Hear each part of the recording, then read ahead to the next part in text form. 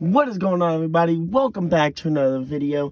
And today in this video, I'm going to be talking about the top 10 worst NASCAR races of 2023. So let's get started. A quick disclaimer before we actually get into the top 10. This is not going to be counting the Clash of the Coliseum or the All-Star race at North Wilkesboro, just because those did not count to any points or anything to the playoffs or the season in general.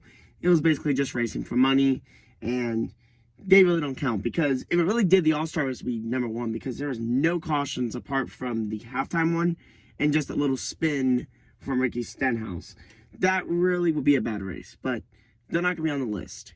So let's get started. Kicking off our top 10, we have the Forever 400 at Homestead, Miami.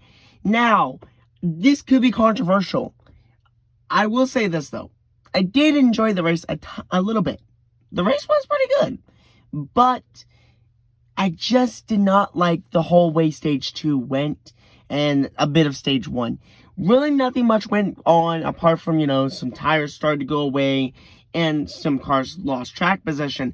But other than that, there was really nothing until about 5 laps to go in Stage 1. Ricky Stenhouse spun off of Turn 2, causing some damage to his car and basically ruining his day to get a really good finish. Tricks to the bottom of the racetrack right here, trying to get around this lap car. Round goes to 47. Ricky Stenhouse Jr. slides, and the caution will come out.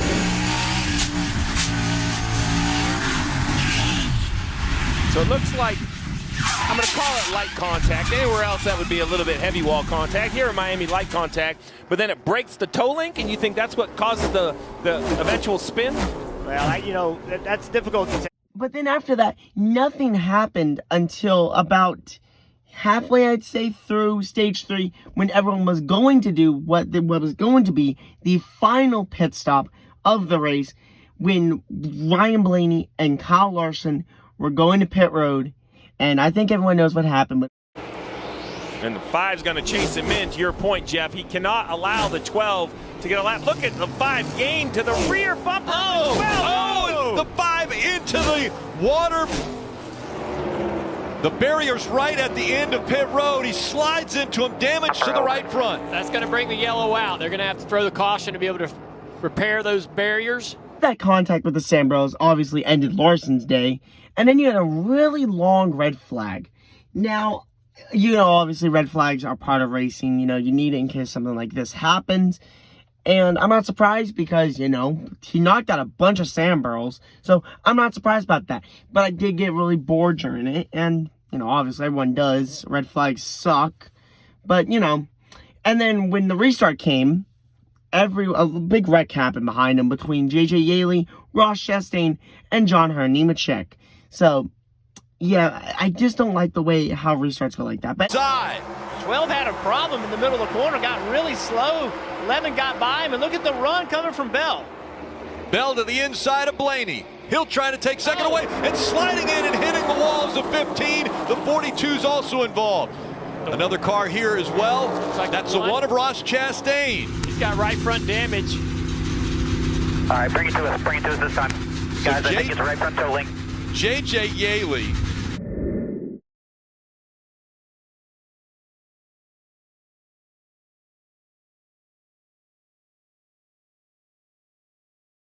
I don't like the way restarts go like that. I mean, yes, it is kind of cool to see a wreck on the backstretch, but that happened with the Xfinity race as well, and I wasn't a fan of that. I did not like how we go back to green, and then immediately we have to throw back out the caution because of someone being dumb. It's just annoying to have that. But then, after that, it was pretty peaceful until this happened between Blaney and Denny. 2X on those tires, he's gone. Oh, into the wall hard as the 11. Denny Hamlin, hard into the wall in turn 1. Caution. Massive contact, big damage to the right front of that car. Something broke in the steering. Oh, something broke. Yeah, hey, let's take a look. Off into the corner. Yeah, looks like either the right front went down or something in the steering. The toe link broke. I'm not quite sure, but that car goes straight into the fence. You've seen it sort of jolt. Watch his steering wheel. Watch the steering wheel. See if anything happens there. Oh, did you see his steering wheel jerk out of his hands right there? But don't forget, folks, what happened during this caution when Martin Truex Jr. had engine problems and ended his day as well. This was under green a moment ago. Yeah, I thought my motor was feeling bad. Got no power. I think it might be blowing up. And you can see the oil coming from the tailpipe, Steve. He said it's running rough. It's cutting off. They've asked him to go to page 3 on the screen right in front of him to try and diagnose it. But it looks like the engine for the 19 is not going to live. What a cruel 5-minute turn for Joe Gibbs Racing with Hamlin and Truex having an issue. But after that, there was really nothing else. The race went on to be pretty decent. I mean, Bell went on to win the race. Byron was losing spots because his car was not a good long-run car. And Blaney was able to get a runner-up spot, which gave him a decently good lead to get a spot in the championship 4. But yeah, honestly, this race wasn't bad, but I do think it could have been just a little bit better, which is why it's going to get number 10 because, again, was not that bad, but could have been a little bit better. But anyways, let's move on to number 9. And at number 9, we have Circuit of the Americas. Now, this may be a little controversial because this race had some cautions. It had some, interesting calls, interesting ways to spin out your car, and other ways to end your day. Like, for example, on lap 2, where Jimmy Johnson and a couple of other drivers got involved, which actually ended Jimmy Johnson's day when literally he only got through one full lap. Actually, I don't even think it was a full lap. I think it was like half a lap. And I'm not a Jimmy Johnson fan, but that's just depressing to come back and just get screwed like that. Important. That's why these drivers are fighting tooth and nail for those early positions. Huge dive bomb. Noah Gragson up 2 spots on the first lap. Kyle Larson up 3. That was Allmendinger. Really dove it in. Uh-oh. Keselowski. Caution. Well, here it is. Didn't know if it was going to happen. Sure enough. And Jimmy Johnson in the... A few laps after that, you had Bubba Wallace get into a couple cars, including Kyle Larson, which really, let's be honest here, what was Bubba even thinking? Jimmy. Thanks. 7-time champ out of the race early here. Oh! Bubba hard into the back of Kyle Larson, turns him around really hard. Larson trying to refire. As Wallace pulls away, we are still under green. Major damage on the... Now, personally, I was a little surprised NASCAR did not throw out the caution until Kyle Larson was trying to get to pit road, and this happened.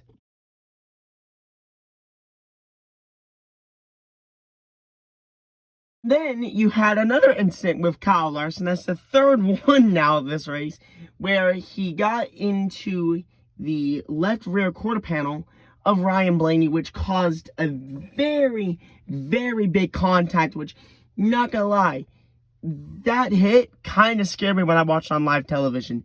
It did not look pretty. One thing I noticed is the lap time the guys can do on the used tires in the front. And after that, you just had a couple spins, some penalties on pit road, and that was really it for a little while until a caution came out for debris, which I'm not going to show the footage because there's really nothing to it. One car got spun around and they were able to keep going, but a caution came out for debris. So if you guys really want to find that, I'll put a link down below for the highlights of COTA, and you guys can take a look at that yourselves. But yeah, and then really nothing else happened for a little while until another caution came out, and I believe that was also for debris. I really can't remember, but I think it was. And then they had a restart, and this one was very, very hectic. Green flag. It's pretty slow. Everybody's right there. We're in line here. Still in line. All right. Still in line. Stay. Cut it. Wide. Bush under him. He's going to be okay. Williams way wide. Tyler's got the right line. And Kyle Busch is right there. Gregson around. Several cars around in the back. How about that? Now you got Kyle Busch. The car you used to race is now your blocker. And I believe that was it for all the cautions. I could be wrong on that. If I am, please let me know down in the comments. I might be wrong on that. But either way, Reddick went along to win the race with Kurt Busch in the booth, who actually got emotional when he won, which kind of warmed my heart. I was never a Kurt Busch fan, but kind of warmed my heart. But, yeah, because of a lot of those incidents, this race is going to sit at 9th. I really was pretty bored of this race. And even with the debris cautions, I was just like, no. I just wanted it to be over with. I literally was sitting on my couch, and I just was questioning it. And there's a lot of these where I was just bored. You're going to hear a bunch of them where I'm talking about being bored on my couch. And, yeah, it just was a pretty mediocre race. But because of some of the cautions and big, heavy contacts in the race is going to sit at 9. And I think, personally, I would not change this rating in 1,000 years. I think at number 9, Circuit of the Americas will sit. Anyways, let's move on to number 8.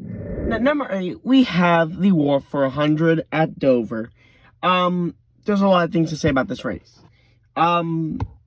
Let's just get the elephant out of the room. We're going to talk about the Ross Chastain versus Kyle Larson incident. In front of him, you know, he was in a 2380s. And around he goes! Oh my gosh, caution is out, lap 81, and it's Kyle Larson. Well, so much for the fastest car on the track. Oh no. Yeah, but that basically gave it this rating, you know, up here. Because I will say this, if that wreck there between Chastain, Poole, and Larson didn't happen, I think personally, this race would probably be a lot lower. But then again, you do have the wreck on that restart after the competition caution with Ty Dillon, Daniel Suarez, and I believe Noah Gragson. Just then, it looked to me like it was very close, just might have scraped it. Well, he'd been into, turn around, Suarez, Daniel Suarez hard on the wall on the inside. A few more sliding, BJ McLeod, Ty Dillon hard to the inside wall. There's Kyle Busch. I don't think he got in it. He's back there in that mess because of pit road speeding penalty. That wreck kind of gave it a higher rating as well up here in number 8, but just because of that, and then having Logano also wreck out with at least, I believe, either 16 to 15 laps to go, kind of got this, you know, thing a little more higher up. Moved his entry up. Oh, Logano's day finally comes to an end the hard way. Does it look like that right front? Is that right rear or right front down? I thought the right He'd been courting right fronts all day, and maybe they made a huge... Nope, they're both there you down. go. Yeah, it's probably sliding, though. We'll have to see which one. But you said it. But really, in the end, this race was just kind of boring. I mean, the whole time, I was just sitting there. Look, I kid you not, I was literally sitting there eating Popeye's chicken because of boredom. I was literally watching YouTube shorts and eating Popeye's chicken while it was going on. And then with like 50 to go, I turned off my iPad and was just like, okay, I'm going to watch the rest of this. The race was boring. Too many long green flag runs. Like, I'm always down for a green flag run. But to me, that was a little too long of a green flag run without a caution. I mean, NASCAR could have done anything about a caution and made it just a little more interesting. But because of the wrecks, I think personally this race will be sitting here at number 8 for a long time. I will never probably change my opinion on this because, I mean, it was mid. It wasn't great, but it also wasn't terrible. And yeah, true, having Martin Truex win it and break his winless streak definitely made it a lot better for me, in my opinion. Even though I don't like Truex as a driver, I think it was good. But anyways, let's move on to number 7. At number 7, we have New Hampshire. Now, I know this may be a controversial one because, you know, I mean, some of the racing wasn't bad. I mean, you had some cautions. Like, you had a caution for Allmendinger spinning out on the backstretch before the competition caution came out. Off the brake, rolling the center of the corner. Those adjustments will be made on this upcoming stop if he pits. The 31 car, or the 16, A.J. Allmendinger has spun out off of turn 2. Caution as well. He's sideways early. Don't know if he got the left front up on the apron there, trying to exit low. But the car comes around really quickly. The drivers have said that, you know, once you do get out of shape, it's very difficult due to the low sidewall on this tire. It's hard to catch this thing as it's starting to spin around on you. As well as Eric Jones hitting the wall into turn 4 and spinning out. On the 43 of Eric Jones is going around in turn 4. He got into the wall just a little bit in the middle of the corner. And that battle that you talked about, Briscoe, he will be the first car lap down. Having on that restart, Eric Almirola break something in his right rear, putting him into the wall and ending his day. Also watching Christopher Bell, the pole sitter, get into the wall with only like 15 to 14 laps to go in the race. Put a dominant performance on the 22. Oh, the 20's hard in the wall. Christopher Bell, big contact with the right rear and the right front. That car is done. Stay down there. And you look at the damage to the right rear. You can see the car sideways, and he's just chasing it up the racetrack. No way to save it. Huge impact, too. Big damage. Now, there were some other cautions, such as Noah Gragson also breaking something on the right side of his car, ending his day, and a couple spins here and there. But just those ones I talked about were the biggest ones that actually caught my eye, unlike the Gragson one. I mean, yeah, true, the damage was pretty bad like Almirola's, but to me, I felt like Almirola had a bad one, and Gragson was just okay. But yeah, everything else was pretty mid. I really did not like the race. It got postponed one day because of weather and too long of a green flag run. I mean, another thing that actually caught my eye and actually made me very upset was watching Ryan Blaney run over his equipment and send him to the rear, because he was one of the fastest cars minus tricks. Personally, in my opinion, I think Blaney could have done it. I think if Blaney didn't run over his equipment, he could have won the race. But even, you know, with that, I don't think anyone was going to stop Tricks from winning that race. Which, again, that's not a reason why this is at number 7. Compared to other races such as, like, Dover and stuff, this one was just not as good. And Dover was also delayed one day as well because of rain. But at least with Dover, you know, you had big contact with Larson. And everyone was talking about Larson that race. With this, it was just no one. And personally, I just didn't like the race. So New Hampshire is going to get number 7. Anyways, let's move on to number 6. At number 6, we have the Pennzoil 400 at Las Vegas. Now, where do I begin with this race? Oh, wait, I know. Too many green flag runs. I have been talking about it a lot now, and it's getting kind of dumb. I mean, you literally had 2 wrecks, and literally one was on the final lap. But the first one was literally Joey Logano getting in contact off the front stretch, off of 4, and just wrecking out. I don't know who I'm picking to come out ahead on this one. They're all pretty darn good. Gonna get tight. Whoa! Oh! Caution, caution. Logano slides to the grass down the front straightaway as caution waves. Sure did. He's going to be frustrated with that. He had the run, he has the position, but the hardest thing is to be that 3-wide situation. Then Almirola spinning out off of 4 with like about 5 to 6 laps to go in the race, which brought into overtime. It's one thing to catch a car and it's another thing to pass a car. Hey, car in the wall off of 4. Oh my gosh. Caution is out. It's Eric Almirola. Watch this, Larry. And Larry, this changes everything. And then on the last lap of the race, you had Allmendinger and a couple of other cars get involved in a crash. Just like much of the day, around goes Allmendinger, back of the pack, 4 or 5 cars spinning. We stay green as everybody gets out of the throttle. Here they come to the flag. And the race was mediocre. I mean, Larson and Byron basically dominated the race. And honestly, if you didn't have Logano wrecking out like that, I think this race would be at least number 5 or number 4. But, you know, because of that and then Allmendinger, this race is going to stay at number 6. A little too much green flag runs. And some decently good wrecks. So the wrecks definitely saved this race. But other than that, I wasn't a big fan of this race. In fact, I actually the whole time was just sitting there on my iPad questioning what I was doing because it was just so boring. Heck, my family members fell asleep during it. We literally had I had to wake them all up right before the Logano wreck because they were all 3 wide. And I was like, oh, this is going to get nasty. And yeah. But anyways, the Pennzoil 400 is going to sit at number 6. Now, let's move on to number 5. And in at number 5, we have the Indianapolis Road Course. Now, the main reason why this race was bad is simple. 1 caution the whole race, guys. 1 caution. And I know people are like, oh, we don't, caution's stupid. Sometimes you need cautions to make the race more interesting. Get a restart. Get more cars, you know, together. Do all that. There was 1. And it was on lap 3 when Joey Logano accidentally got into Justin Haley and put him into the tire barrier. And third 23-11 entry is Justin Haley, big off. Driver's left, that's out of 5 and 6. Gets to the driver's left, heavy contact for Haley. Man, I can't wait to see how this happened. That was a high-speed crash right there. He's going to be able to drive the car away. And ends up getting contact with Haley. Pushes Haley out in the grass, and now Haley's just along for the ride. Watch as he hits these tire barriers.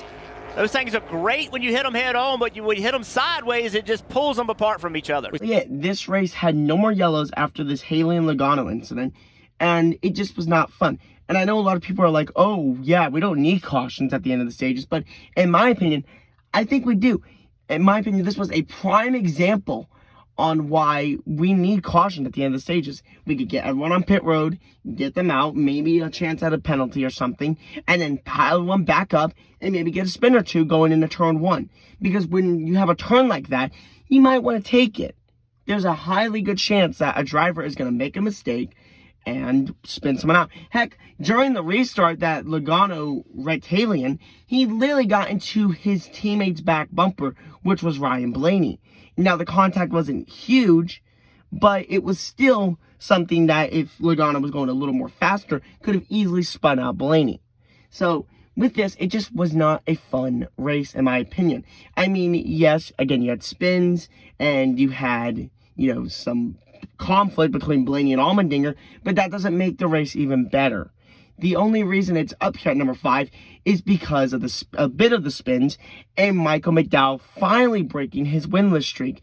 That winless streak has been going on since 2021 of the 500, and it was not a good one. So, yeah, I know it was not a great race, but, you know, when you have someone break a winless streak like that, you got to bring it up there. So, this is going to get number 5. Anyways, let's move on to number 4. Coming at number 4 on the list, it is Sonoma. Now, I know a lot of people may disagree with this pick, but come on, you can't lie here. This race was not good in any way. I mean, yes, you had Zane Smith lose a tire on pit road.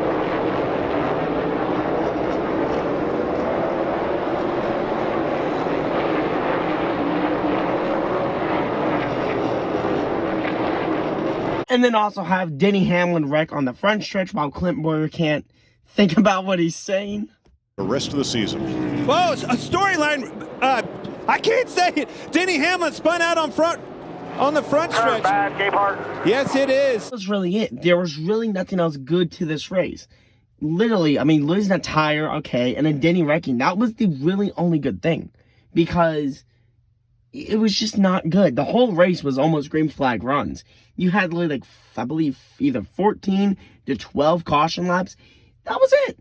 There was really nothing else, at least with, you know, a normal race, let's say, like, Kansas, back in, let's say, the playoff race. There was at least 5 to 6 cautions, and I believe that's also kind of the stages. I can't really remember at the top of my head. But, yeah, this race was not good. And, yeah, true, Martin Truex winning was, you know, pretty cool. It didn't change the fact, though, that this race sucked. He was already locked into the playoffs. He already was dominating the race.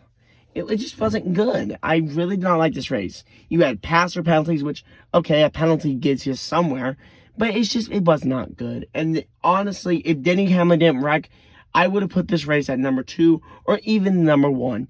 But because of the wreck, it's going to move up to 4th. But anyways, let's move on to number 3. And at number 3, we have Watkins Glen. Yeah, I think you can kind of see there's a trend here of road courses being on this. That's because almost every road course was pretty bad. Literally, there was only 2 that were good, and that was the Roval and Chicago. And Chicago is not on this list just because of Shane Van Gisbergen winning that race. If he didn't win that race, I think personally that race would probably go at number 6 or even number 5. Just because of, you know, waiting for the rain, having, you know, a few cars wreck out, having Noah Gragson hitting that wall multiple times really causes that race to be pretty mid. But again, Shane Van Gisbergen winning that race was good. Anyways, back to Watkins Glen. This race was bad. And that's really all I can say. Apart from Daniel Suarez spinning offline on Cindric. A little bit of dirt ahead. These guys. Oh, we got the 99 spun. A little contact with the inside wall there, going to try to get it underway. And then the dumbest thing you can do in a race is run out of fuel, which, out of everyone to do that, it had to be a person who missed about 5 to 6 races because of breaking a bone and wrecking someone intentionally. And of course, it had to be Chase Elliott. Of course, he had to run out of fuel. Laps. They told him a moment ago you have 2 laps, but obviously Chase Elliott out of fuel on the racetrack, needing a win at Watkins Glen or Daytona next week. Looks like it's going to be a must-win for sure at Chase Elliott at Daytona next Saturday night. He's going to come to a stop here in the middle of the bus stop. That's going to bring out a yellow as he can't get the car refiled. There's your caution. Other than that, it really wasn't else, interesting. Apart from Austin Dillon and Kyle Larson wrecking on the final lap, really on like the final turn, and then Michael McDowell blowing an engine, which ended his day, there really wasn't nothing else. I mean, it wasn't that great. I mean, again, pass-through penalties. Penalties can give you a boost in my ratings, but when it came to this, there was nothing. I did not like this race one bit. And I love Watkins Glen. That's something some people do know and do not know, but I love Watkins Glen. It is my favorite road course, like an actual road course. I love Watkins Glen, but this race, unfortunately, was just bad. And I really hope now that's a playoff race, they'll do something to make it better. Maybe make it longer. This race was 2 hours long, just shy over 2 hours. It was like 2 hours and 3 minutes. Literally, maybe one of the most shortest races of the year. That wasn't a rain delay. But anyways, let's move on to number 2. Number 2, we have the NOCO 400 or the NACO 400. I really don't know which saying it is. Where do I begin with this? I did not like the race one bit. I was very disappointed on how this race was, how it was played out, and just in general, I did not like this race at all. First off, I missed like 30 to 40 laps of the race because I slept in, and all my family members didn't know either, so we all missed it, but luckily nothing happened but Blaney moving up at least like 20 to 30 spots. Pretty cool about that, but other than that, there was really nothing that went on, apart from Harrison Burton going around. 2. Harrison Burton goes around, and that will put us under the first caution for cause of the day. And then for a while, there really wasn't anything apart from a pit road penalty for Priest, who actually got caught exiting too fast and got sent to the rear. Remember, he was the pole sitter, so kind of funny. And it's also pretty funny, too, that Martin Truex did the same thing as well during the Xfinity 500, just not even a month ago now. Literally, he did the same exact thing as Priest and got caught for exiting too fast. But there really wasn't nothing else until this happened with Anthony Alfredo. Adjustment for the 6.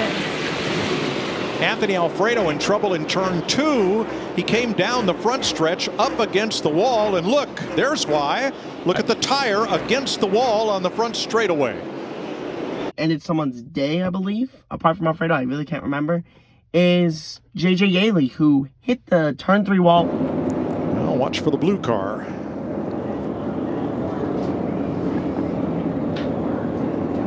Had the brakes locked up, but... Yeah, he did. I'm wondering if the right front tire was down. Well, no. Yeah, other than that, Larson went on to win the race and failed to win the championship. I'm sorry, Larson fans. But anyways, I really wasn't a big fan of this race, and it's going to have to say number 2. I really did not like this race, and compared to all the other options, this race was just not good. I really was not a big fan. And I'll say number 2. Now, let's move on to honorable mentions. Honorable mentions. There's a few I want to talk about, but I really just want to talk about these 2, which is the Toyota Owners 400 at Richmond and the Goodyear 400 at Darlington. Both of these were pretty mediocre races, but they did have some pretty crazy cautions, especially at Darlington. So they weren't terrible, but they also weren't good, but they were good enough to not be in the top 10. So, anyways, let's move on to number 1. And the number 1 on this list, which I hated this race. I just want to go ahead and get that out of the way. It is the Cookout 400 at Richmond Raceway. My God. There was nothing I can say that will change my mind. Because I've been trying to find excuses to say, oh, okay, maybe the race was bad, but there's got to be something. No, zero, nothing in my brain or any research I've done on this could make it better. Literally, you had no one DNF, 0 DNFs at this track for this race. What the hell? Like, okay, that's a little bit surprised. You had a bunch of guys 1 lap down or even 6 laps down, but come on. You gotta at least have someone go to the garage. Like, hell, BJ McLeod goes to the garage almost every single week. He was dead last in this race, and I believe he was 6 laps down. But, like, this race was terrible. You had 1 caution for an on-track incident, and that was for Daniel Suarez getting spun out by Noah Gragson with, like, 12 to 11 laps to go. Like, come on. Buscher and Brad Keselowski are doing at the racetrack week in and week out, as we've got a spin in turn 4. And a caution has come out for the restart. Daniel Suarez around backwards. Yes, yeah, you did have a bunch of pass-through penalties, which did spice up a little bit. And Bubba, leading the race, coming to pit road and then having some, I believe it was the left front issues. But that doesn't make it better. I know I've been saying, penalties can make it better, but you have 1 on-track problem. Heck, I know with the Indy race, I don't think anyone DNF, but you know what? At least you had a big wreck and, a couple good spins. But, like, this was bad. This was a horrible, horrible race, and every moment of it I hated. I honestly, I got out of my chair and yelled, thank you, God, when a caution came out because I knew it was almost over. It was the most disastrous race of the whole year, and personally, I know this is going to be a very unpopular opinion, but I personally think Richmond should only get 1 race a year now, because that was terrible. And I know that we're going to work on the short track package for next year, but this was bad. And I honestly hope to God that NASCAR can fix, the way this race was, because this was terrible. And I really, really hated it. There you have it, my top 10 least favorite races of the 2023 season. Now, I know this video was kind of weird in some spots, and this is after I filmed everything. I did film a few spots before I filmed other spots. So let's say, for example, I filmed the honorable mentions before number 10. I did not do that, but I did film number 5 before anything. So some spots are going to be a little weird, and I do apologize for that. But, this is my first ever video doing something like this, so I'm learning. So hopefully in the next video, it'll be better.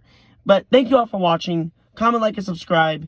And give me your honest opinions on what track or race you hated this year. Because I know a lot of people have opinions, and I want to hear them. So thank you for watching, and I will see y'all next time. Bye!